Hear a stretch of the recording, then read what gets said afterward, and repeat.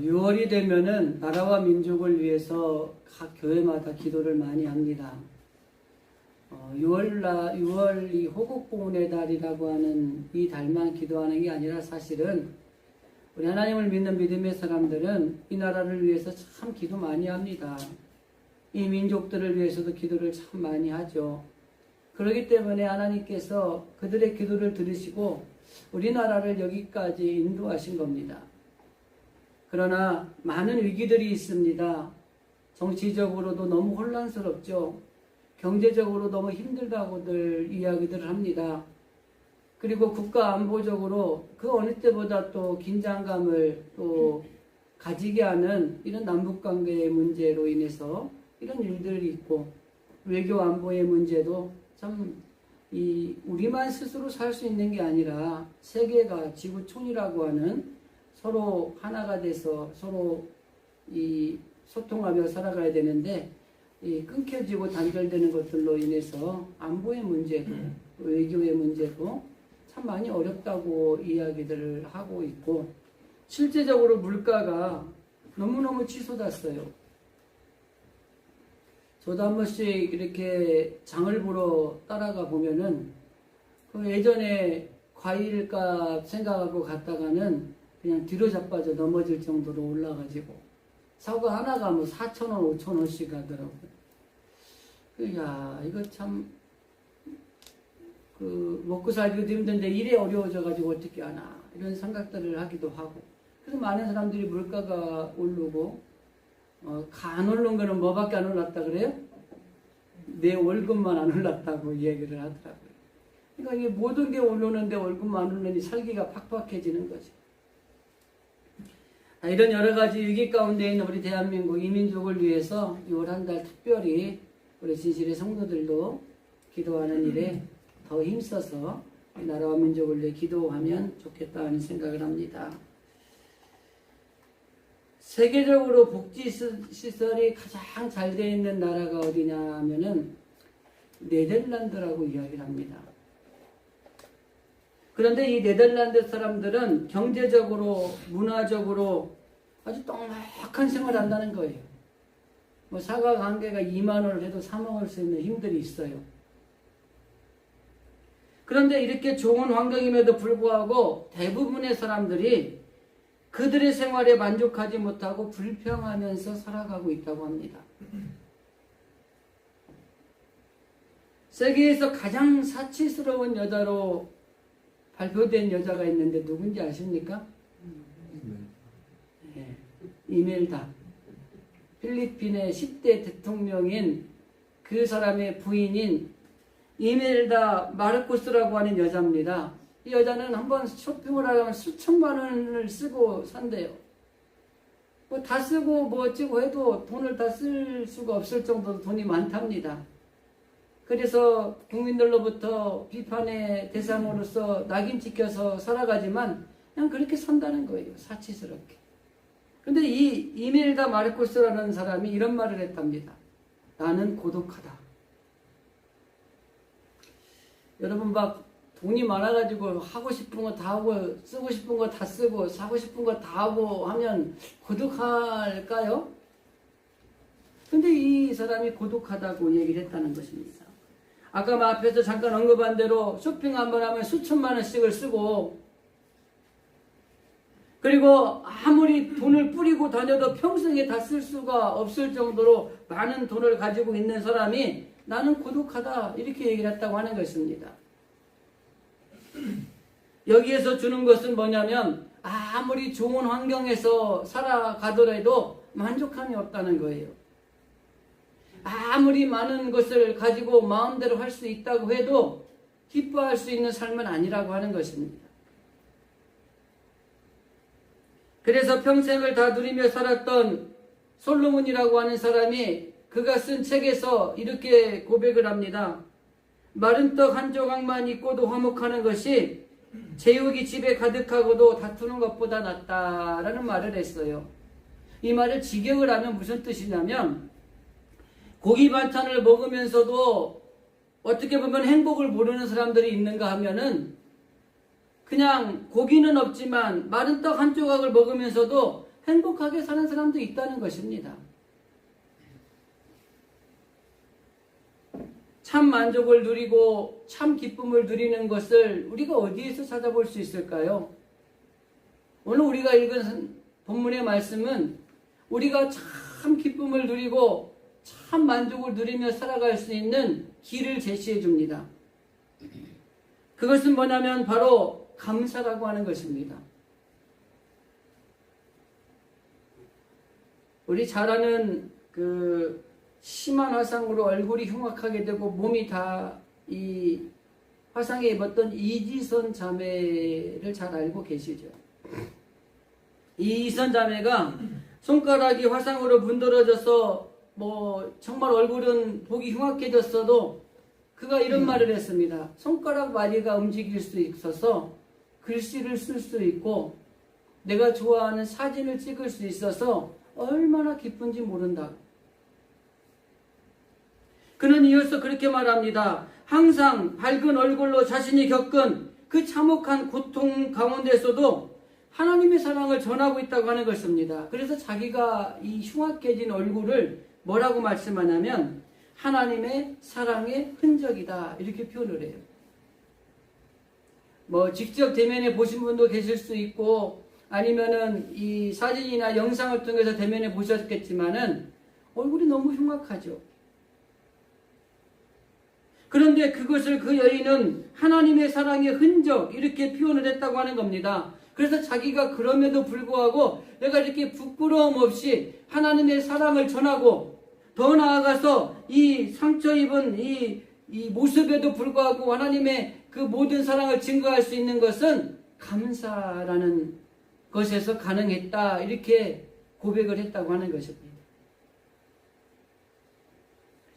오늘을 살아가는 우리들에게 그리고 어떻게 보면은 더 나아가서 하나님을 믿는 그리스도인들에게 주는 묵직하게 던져주는 뭔가가 있는 메시지라고 하는 것입니다.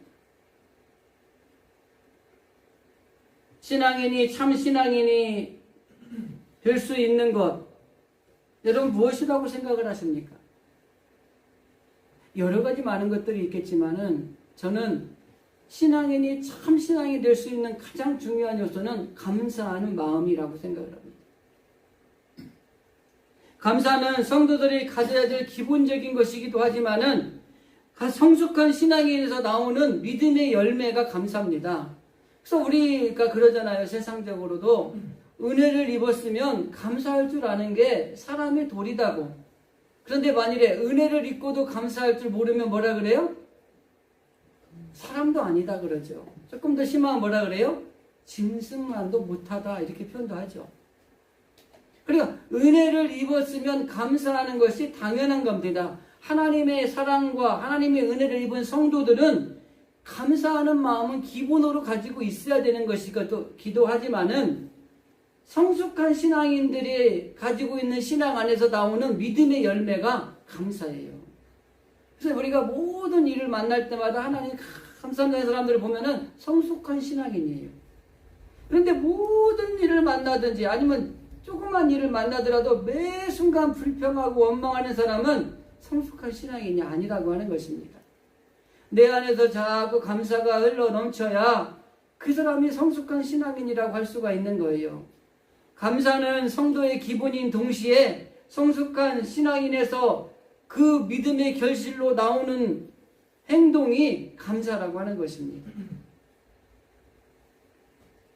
이스라엘의 3대 절기가 있는데 유월절, 맥주절, 수장절입니다. 이 절기에는 뭐가 포함되어 있냐면 하나님에 대한 감사하는 마음을 가지자고 하는 게 표현이 들어있는 거예요. 맥주절도 마찬가지고 유월절도 마찬가지고 수장절도 마찬가지예요. 뭐예요? 하나님이 주신 은혜에 우리가 감사하는 마음을 가져야 된다는 것이 이 절기가 가지고 있는 마음이에요. 실제적으로 이 절기를 비롯해서 이스라엘 백성들의 생활 방식을 보면은 그 사람들의 마음속에는 하나님을 향한 감사의 마음이 아주 깊숙이 들어있어요. 그래서 이 이스라엘 민족들은 어떤 환경을 뛰어넘는 사랑을 하는 것입니다. 이게 진정한 사랑이에요. 사랑할 수 있는 거 사랑하는 거는 누구나 할 수 있잖아요. 사랑할 수 없는, 도저히 이 사람을 사랑할 수 없는데도 불구하고 사랑하는 것, 이게 진정한 사랑입니다. 감사할 수 있는 것을 감사하는 건 누구라도 할 수 있잖아요. 그거 안 하면 어떻게 되는 거예요? 아까 말씀드렸죠? 사람이 아니문이다. 그런데 감사할 수 없는 조건에도 감사 조건을 찾아가지고 감사하는 것, 이게 참 감사해요. 근데 이스라엘 민족들은 그들의 마음속에 절기를 지킬 때도, 그리고 그들의 생활 습관에도 하나님에 대한 이 감사하는 마음이 깊숙이 자리를 잡고 있어요. 그래서 그들은 감사할 수 없는 조건에도 불구하고 감사하는 삶을 사는 사람들이고, 사랑할 수 없는 사람임에도 불구하고 그들을 사랑하는 사람들이에요. 그래서 이 사랑과 감사가 그들에게 흘러넘쳐서 하나님이 그들에게 은혜를 베푸시고 하나님이 그들에게 복을 주셔서 풍성한 삶을 누리게 하시는 거예요. 자, 이거를 그냥 우리에게 대입시켜 보면 우리도 다른 거 없이 감사하는 마음 하나만 잘 가지고 살면 하나님께서 우리에게 은혜를 베풀어 주셔서 우리가 풍성하게 잘 살 수 있도록 하나님이 복을 주신다고 하는 것입니다. 한번 생각해 보세요. 지난 한 주간 살면서 감사한 게 많은지 투덜거린 게 많은지, 운전하다가 저를 투덜거리게 하는 사람들이 얼마나 많은지 몰라요. 나는 잘하는데 막 못해가지고 그런 것도 있고, 그러니까 또 양보를 안 하려고 또 같이 막 경쟁 심리에 붙어가지고 이러고, 그러면서 왜 저래? 막 이러면서 이제, 왜 저래? 하고 끝나면 은혜로운 거죠?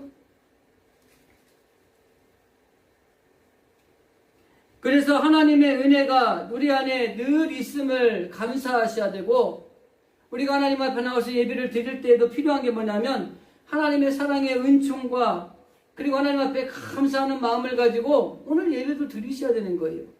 그래야지 여기에서 은혜를 받고 하나님이 우리를 만나주시고 그 만난 주님으로 인해서 세상에 나가서 정말 사랑과 감사를 실천하며 살아갈 때에 하나님이 은혜를 주셔서 놀라운 복이 우리 가운데 넘치는 그런 삶이 된다고 하는 것입니다.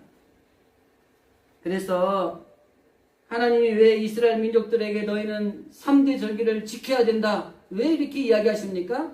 그 절기를 통해서 하나님이 그 백성들에게 복을 주시기 위해서 그러는 거예요. 여러분에게 왜 주일에 나와서 예배드리라고 이야기합니까?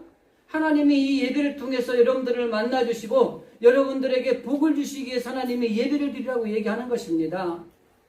그렇기 때문에 하나님의 그 마음을 우리가 깨닫는 것이 중요하다고 하는 것이죠. 저는 종종 그 사람들을 만나면은 저 사람이 어떤 마음을 가지고 있을까 이런 생각들을 하면서 대화를 나눌 때가 있는데 도저히 모르겠는 사람이 있어요. 그 마음을. 근데 어떤 사람은 이 얘기를 하면은 그 마음이 뭔가를 알겠어요. 그럼 어떤 사람이 마음이 선한 것 같습니까? 들켰다고 창피하는 게 아니라 적어도 누군가의 대화를 통해서 내 마음을 저 사람이 알 정도의 이 대화를 하는 사람들은 선한 거예요. 근데 대화를 하는데 도저히 모르겠어. 그래서 우리가 뭐라 그래요? 저놈의 속은 알 수가 없어. 이렇게 얘기하잖아요. 그럼 그 문제가 있는 겁니다. 하나님이 우리를 보실 때에 우리의 속을 훤히 뜯어라 보이게끔 만들어야 돼요. 근데 우리가 하나님을 속이려고 온갖 마음을 움직이고 있는 신앙인들이 있다고 하는 것입니다. 수많은 사람들이 행복하게 살려고 하죠. 근데 그 행복이 어떤 건가를 생각해 보니까 이 사람들이 생각할 때 가진 것만큼 행복하다고 생각을 한 거예요. 돈도 많으면 행복한 것 같고, 권세도 많이 가지면 행복한 것 같고, 명예도 많이 가지면 행복하다고 생각을 한 거예요. 그래서 열심히 삽니다. 열심히 노력을 합니다. 그래가지고 돈도 명예도 권세도 다 얻었어요. 여러분, 그런데 세상에 있는 것들을 가졌더니 행복하십니까? 이렇게 세상에 있는 것들을 모든 걸 힘을 쓰고 애를 써서 가졌더니 행복하다고 한다면 뭐 너무너무 좋겠죠. 자, 아까 말했던 사치의 여왕인 그 여인은 그렇게 많은 걸 가졌는데 왜 고독하다고 했을까요? 네덜란드라고 하는 나라가 경제, 문화 모든 부분에서 부유하고 모든 것을 만족하게 살 수 있는 나라인데 왜 많은 사람들이 생활에 만족하지 못하고 불평하며 살까요? 행복의 조건이 세상의 것에 있지 않다는 겁니다. 그런데 우리는 많은 사람들은 행복의 조건을 세상 것을 많이 가지면 행복할 거라고 생각을 하는 거예요. 그래서 돈 벌려고 잠도 안 자고 돈 버는 거예요. 높은 자리에 올라가려고 공부하는 겁니다. 힘 좀 가져가지고 뭔가 해보려고 열심히 힘을 가지기 위해서 애쓰는 겁니다. 그런데 중요한 거는 행복의 근원은 돈에 있는 것이 아닙니다. 권력이 있는 것도 아니고 명예에 있는 것도 아니고 좋은 집, 좋은 차 이런 거 있는 게 아니에요.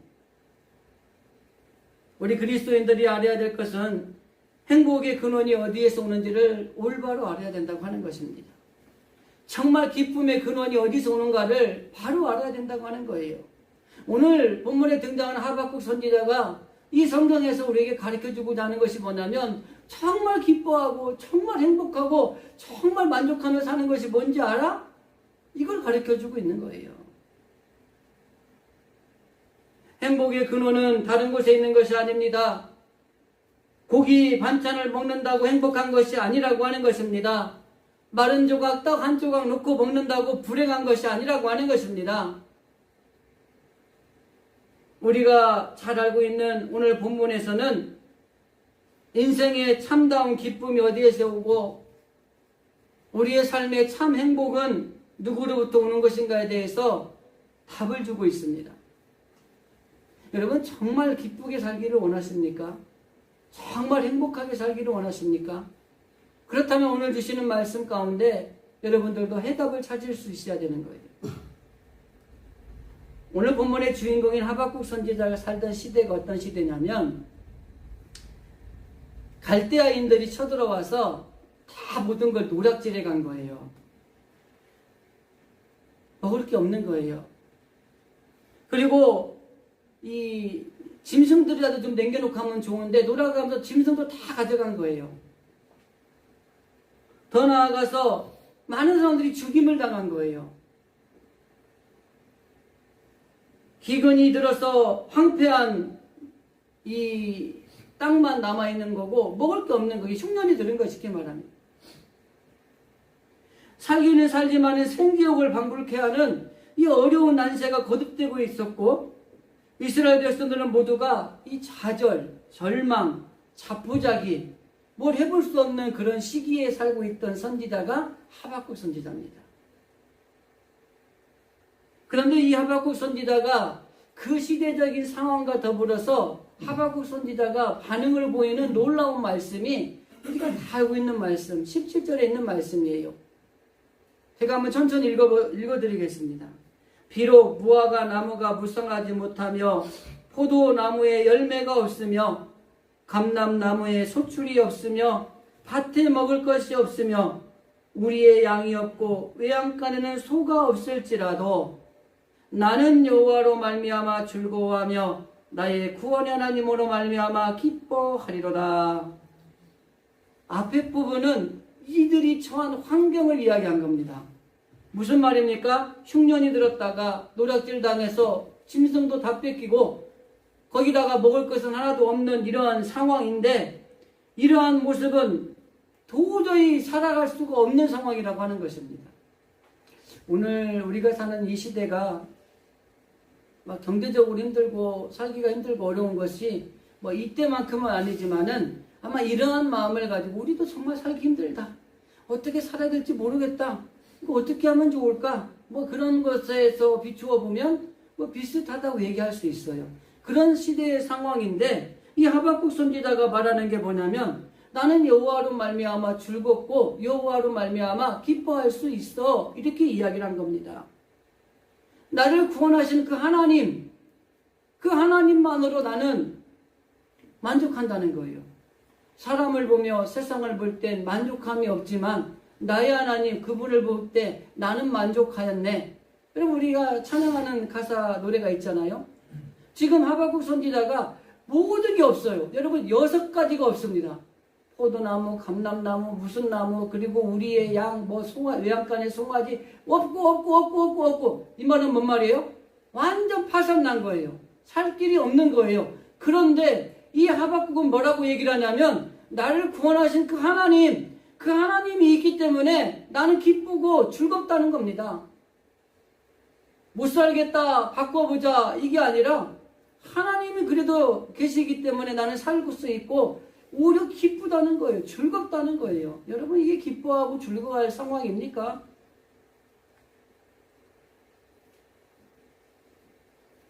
풍년을 주셔서 감사하다는 게 아닙니다. 사업이 잘 되고 장사가 잘 돼서 감사하다는 게 아닙니다. 먹을 것이 많고 입을 것이 많고 모든 것을 가졌기 때문에 감사하다는 게 아니에요. 이 하박국 선지자의 이 신앙은 조건 없는 감사의 신앙이라고 하는 것입니다. 흉년이 들었어도 모든 걸 빼앗겼어도 아무 것이 없어도 나를 구원하신 하나님을 생각해보니 나는 기쁘고 즐겁다는 겁니다. 감사하다는 거예요. 여러분 우리 신앙인들이 적어도 세상 것들이 없다고 한탄하고 원망하고 불평하기보다 그래도 그 세상 건 없지만 나를 구원하신 하나님, 그 하나님이 나와 함께 하심을 내가 믿기에 나는 기쁘다. 세상 것 다 없어도 하나님이 계시니 나는 그것도 즐겁다. 이래 할 수 있어야 되는 것입니다. 여기 하박국의 믿음은 영적 경제적인 상태나 아니면은 이 환경 여하에 좌우되는 것이 아닙니다. 그냥 하나님이 나와 함께 계시다는 것 때문에 좋은 거예요. 더 나아가서 하박국의 마음은 모든 것을 다 빼앗겨도 하나님만큼은 빼앗길 수 없다는 겁니다. 여러분이 왜 문제가 생기는지 아세요? 우리 마음속에 계신 하나님을 뺏기니까 문제가 거기서 시작하는 거예요. 하나님만 뺏기지 않으면 모든 것 빼앗겨도 괜찮은데 하나님을 빼앗기니까 문제가 발단이 시작이 되는 것입니다. 그래서 이 하박국의 신앙은 뭐냐면 그 어느 것보다도 하나님보다 소중한 건 없다는 거예요. 오늘 예배드리는 우리 진실의 성도 여러분, 현재 내가 가지고 있는 그 어떤 것보다 하나님이 더 소중하십니까? 그럼 그래야 돼요. 그게 안 되니까 믿음이 자라지 않는 겁니다. 오래 예수 믿어도 그게 안 되니까 신앙이 자라지 않는 거예요. 모든 것을 잃어버린다 할지라도 하나님만은 빼앗길 수 없다는 생각을 가지고 있습니까? 그래야 돼요, 여러분. 돈 없어져도 괜찮고요. 뭐 없어져도 괜찮은데 하나님을 빼앗기면 안 되는 거예요. 이러한 신앙으로도 믿음 생활을 해야 된다고 하는 것입니다. 제가 좋아하는 사람 이야기 하나 더 하겠습니다. 여러분 성경의 욥을 보십시오. 하나님이 욥의 모든 것을 가져가기 시작을 하는데 처참하게 가져갑니다. 잘 알고 있기 때문에 추격하겠습니다.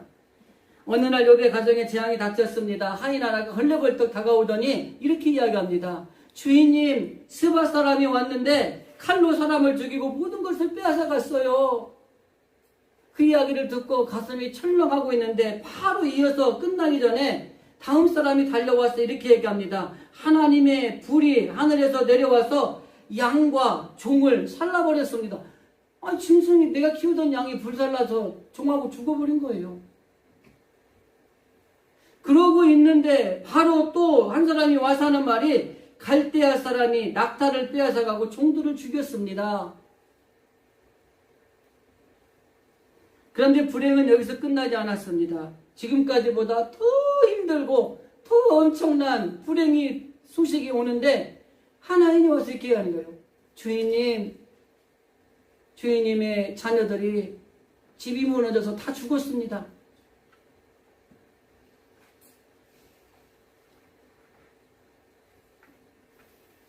그런데 욥이 뭐라고 말을 하냐면 1장 21절에 오히려 욥은 땅에 엎드려 슬퍼하면서도 이렇게 얘기합니다. 하나님께 예배했다. 슬프죠. 모든 재산을 한순간에 잃었는데 얼마나 마음이 아프겠습니까? 그런데 갑자기 그 많던 자녀들이 한 번에 잔치하다가 다 죽었으니 여러분 자식 하나만 잃어도 얼마나 마음이 아파요. 그런데 10명의 자녀가 생일잔치 한다고 모여가지고 다 죽어버렸어요.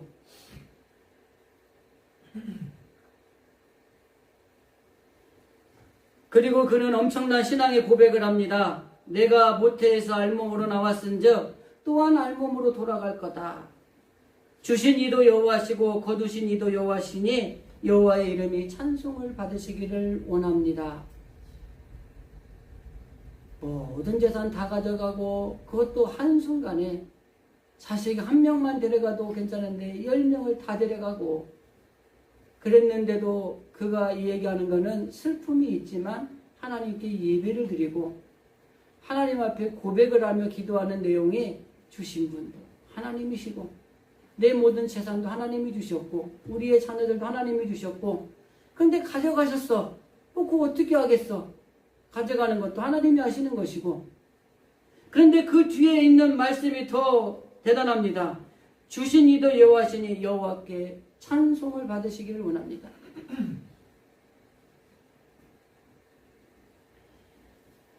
감동적인 고백이 아닐 수 없습니다.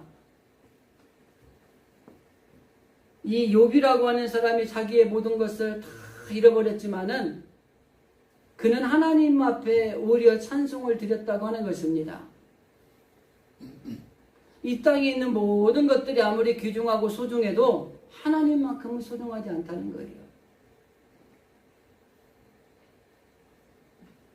욥이나 하박국의 신앙은 환경에 따라 혹은 감정에 따라 오염된 신앙이 아니라고 하는 것입니다. 우리들도 이러한 신앙을 본받은 그런 믿음의 삶을 살아가는 것이 필요하다고 하는 것입니다. 자, 그런데 이게 끝이 아니에요. 그러고 있는 중에 이 욥이 갑자기 몸에 이상이 오기 시작을 합니다. 몸에 병이 생긴 거예요. 질병이 생긴 거예요. 그 질병도 아주 그냥 저주받은 질병이 생긴 거예요. 악창이 몸에 난 겁니다. 몸에 진물이 나고 몸이 너무 가려워서 그냥 손으로 긁는 게 아니라 기왓장으로 긁어야지만이 조금 그 가려움이 해소되는 그런 질병이 온 거예요. 제가 어릴 때 생선을 먹으면 두드러기가 났어요, 몸에. 특별히 고등어. 여러분 내륙에 사시는 우리 분들 아시죠? 내륙에 사시는 분들은 생선을 잘 못 먹어요. 오히려 고기를, 육고기를 많이 먹거든요. 저희도 내륙에 살아서 돼지고기 뭐 이런 거 고기는 자주 먹었는데 생선을 한 번씩 먹으면은 이게 귀한 거예요. 제가 고등어를 좋아했는데 고등어를 저를 못 먹게 했어요, 어머니가. 근데 억지로 한 번 먹잖아요. 그러면 그날 저녁 때 온몸에 두드러기가 다 나는 거예요. 두드러기 아시죠? 이 손바닥만한 게 그냥 부뚝부뚝 튀어나와 있는. 그러면 그날 저녁에는 밤새 가려워서 잠을 못 자는 거예요, 극리라고. 그러면은 뭐 거기에 너무 가려우니까 이렇게 뭐 소금 넣어갖고 이렇게 닦아주기도 얼마나 또 쓰라린지. 고등어 한 입 먹었다가 그날 하루 이틀 엄청 고생을 하는 거예요. 근데 제가 이 욥을 읽으면서 그 생각을 했어요. 나는 그 두드러기 나가지고도 정말 살 수가 없던데 그 몸에 악창이 나서 기와로 긁을 정도의 이 고통이라면은 얼마나 힘들었을까.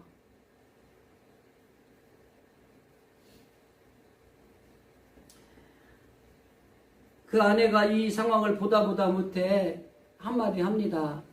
여보, 그냥 하나님 욕하고 죽어. 하나님 버리고 그냥 죽는 게 나아. 이렇게 얘기한 거예요.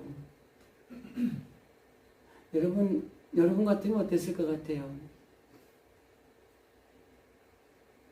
그런데 욥이 그 아내에게 뭐라고 얘기하냐면 제가 한번 읽어드릴게요. 그대의 말이 참 어리석은 여자의 말과 같도다. 우리가 하나님의 복을 받았은즉 화도 받지 않겠느냐. 그리고 나서 그 뒤에 이렇게 말합니다. 더 놀라운 것은 이 모든 일에 욥이 입술로 범죄하지 않았다. 모든 걸 잃어버렸어요. 그래서 그 아내가 보다 못, 그 아내가 얼마나 남편을 사랑했겠습니까? 10명의 아들을 낳았잖아요. 근데 너무너무 힘들고 살아가는 거, 하나님이라는 사람을 저 사람이 그렇게 믿었는데 하나님이라는 사람이 하는 행동을 보니까 이거는 하나님 저주하고 욕해야 될 대상이지, 이거는 찬송할 대상이 아닌데 이 양반이 찬송하고 있으니까 깝깝한 거예요. 너무 깝깝하니까 자기 너무 고생하는 거 보기도 힘드니까 하나님 저주하고 그냥 죽어요, 이렇게 얘기한 거예요.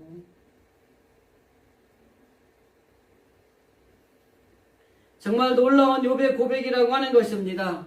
바로 이런 욥에게 하나님이 동방에서 가장 큰 자라고 하는 칭호를 주었다고 하는 것입니다. 그리고 결론적인 이야기지만 이 욥의 모든 것을 갑절로 하나님이 복을 줬다고 하는 것입니다. 여러분, 왜 욥이 이렇게 복을 받았을까요? 딱 한 가지입니다. 이 땅에 있는 모든 것을 잃어버릴지라도 하나님을 잃어버리지 않겠다는 이 신앙이 있었어요. 그런데 오늘날 많은 신앙인들은 이 땅의 모든 것을 잃어버리기는 싫어요. 그러나 하나님을 잠깐 외면할 수는 있는 거야. 그러니까 하나님을 잠깐 외면하고 세상 것들을 자꾸 취하는 거예요. 근데 그게 당장은 좋아 보이는데 결국 그게 큰 복을 받는 요소는 아니었다고 하는 것입니다. 하나님의 마음을 시원하게 해드린 욥, 하나님의 마음을 시원하게 해드린 하박국이라고 하는 것입니다. 여러분, 우리의 신앙이 하나님이 우리를 보실 때 하나님이 우리를 보고 시원해 하실까요? 아니면 답답해 죽겠다 이렇게 가슴을 치면서 답답해 하실까요? 여러분, 우리가 이왕 예수 믿는 거 고구마 먹어서 답답한 마음처럼 하나님이 우리를 볼 때 답답하게 보는 신앙생활 하지 마시고 그냥 시원한 사이다 한 잔 탁 마신 것처럼 마음이 시원하게 해드리는 신앙생활을 좀 하세요. 근데 어려운 거 아니에요. 그런데 어려운 거예요.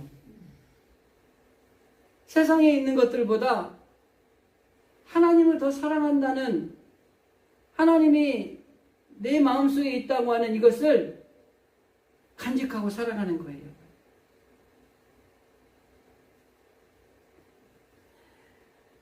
우리의 신앙은 어떠한 신앙인가 한번 점검해 보시기를 바랍니다. 환경에 따라 이리저리 흔들리는 신앙은 아닌가요? 하나님에 대해서나 교회에 대해서 두 마음을 품고 있는 신앙생활은 하고 있지는 않는지요? 사업이 잘 되고 장사가 잘 되고 모든 일이 잘 되면 하나님 앞에 감사하지만 내 앞에 있는 모든 일들이 잘 안 되면 불평하고 원망하고 시리에 빠져 있는 신앙생활은 하고 있지는 않는지요? 환경에 따라서 색깔이 달라지는 신앙은 여러분 기쁨과 감사를 계속 유지할 수 없습니다. 환경이 어쨌든 상황이 어쨌든 똑같은 색깔이 있어야 돼요.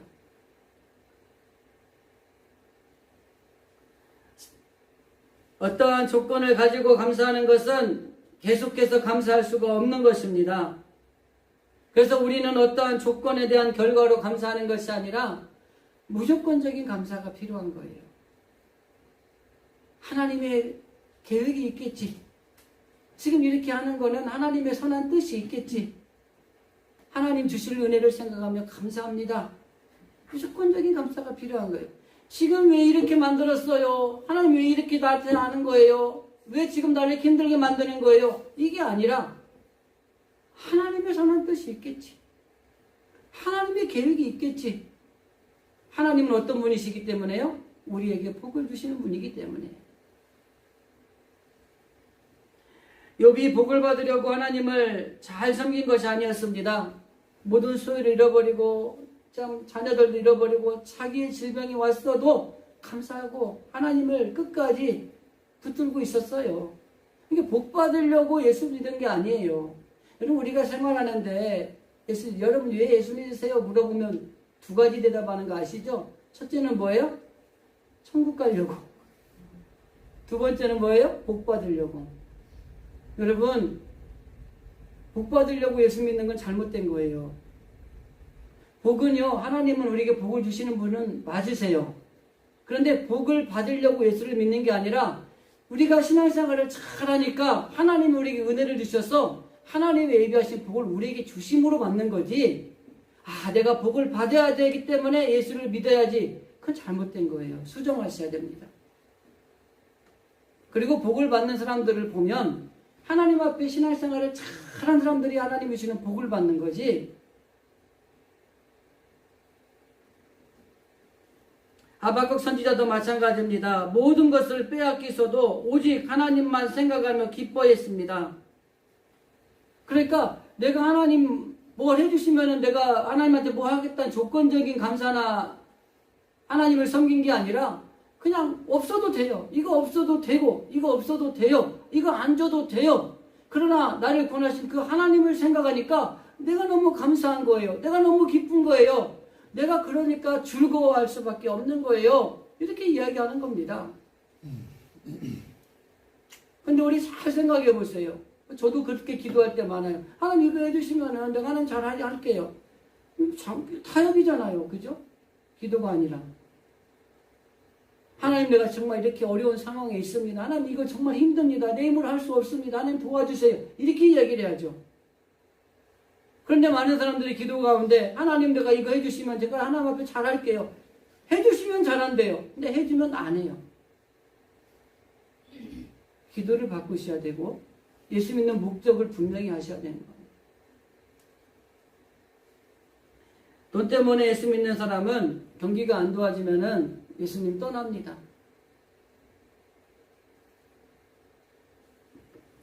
어떤 목적을 가지고 예수를 믿는 사람은 그 목적이 이루어지지 않으면은 신앙생활 제대로 안 합니다. 그러니까 목적을 가지고 하지 마시고 그냥 무조건적으로 하나님을 섬기세요. 하나님을 믿으세요. 신앙생활 하셔야 돼요. 그런 가운데 하나님 주시는 복을 받아야 돼요. 혹여라도 우리가 가난하고 고통 가운데 있고 또 힘들고 어려운 일을 당할지라도 오늘 본문에서 이 하박국 이야기한 것처럼 여호와로 인하여 나는 기뻐합니다. 여호와로 인하여 나는 즐겁습니다. 이렇게 이야기할 수 있으셔야 되는 거예요. 힘들죠. 어렵죠. 제가 이번 주간 한 주간 이 설교를 준비하는데 저한테 힘든 일들이 자꾸 막 생기는 거예요. 이 설교 준비하는데 힘든 일이 생기는 거예요. 하나님이 아마 나보고 그래 힘들지, 그래 어렵지, 그래 알지, 그거 어떻게 하라고. 네가 해야지. 결과적으로 우리가 이 신앙의 속에서 우리가 생각해 볼 수 있는 것은 늘 우리가 하나님의 마음을 가지고 우리 가운데 있어야 돼요. 다윗은요, 무엇을 보든지 하나님 생각으로 가득 찬 사람이었어요. 나무를 보면 어떻게 하면 성전을 지을까 생각을 했던 사람이고, 그러니까 그에게 하나님이 엄청난 복을 주시잖아요. 그럼 우리 마음속에 주님을 늘 모시고 우리가 뭘 보든지 간에 하나님 생각을 하셔야 돼요. 내가 돈이 생겼어. 그럼 하나님 생각을 하셔야 돼. 좋은 일이 생겼어. 하나님을 생각하셔야 돼요. 우리가 어떤 좋은 것들을 보면은 하나님은 어떨까? 이래 생각하실 수 있어야 되는 거예요.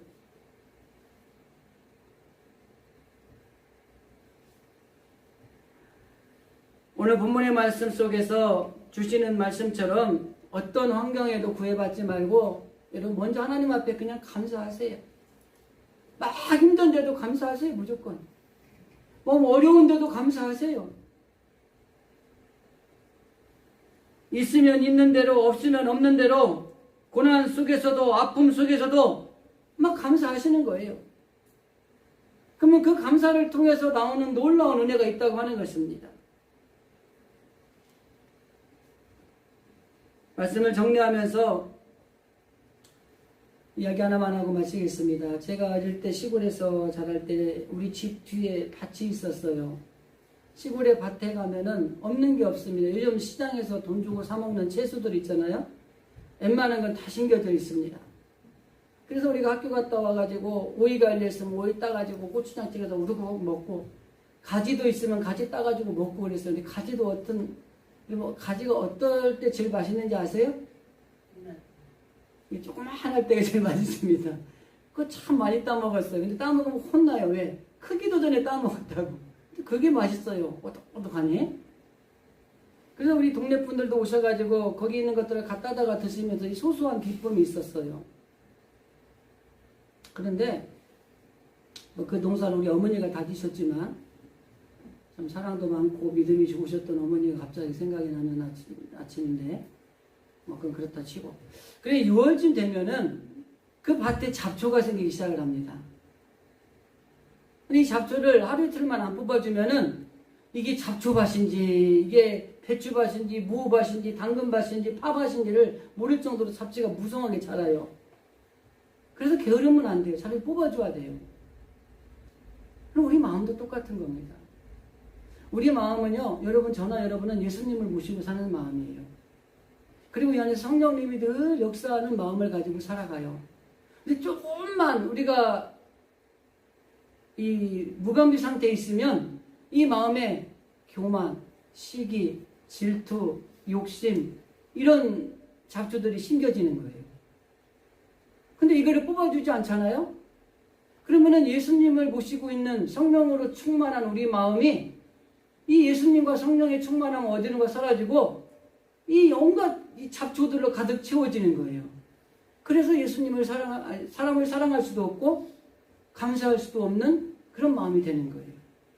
그래서 우리 마음속에 예수님을 모시고 사는 여러분의 마음속에 성령으로 충만한 마음속에 이 안 좋은 잡초들이 생기거든 사정없이 뽑으셔야 돼요. 내일 뽑지 뭐. 그러면 이 잡초가 무성해져 가지고 예수님은 점점 뒷방 늙은이로 밀려나고요. 성령님은 어디론가 산화돼서 없어져 버리고 우리 마음속을 온갖 주장하는 건 잡초들이 주장을 해가지고 사랑할 수도 없고 감사할 수도 없고 기뻐할 수도 없고 즐거워할 수도 없는 거예요. 과감하게 뽑아버리셔야 되는 것입니다.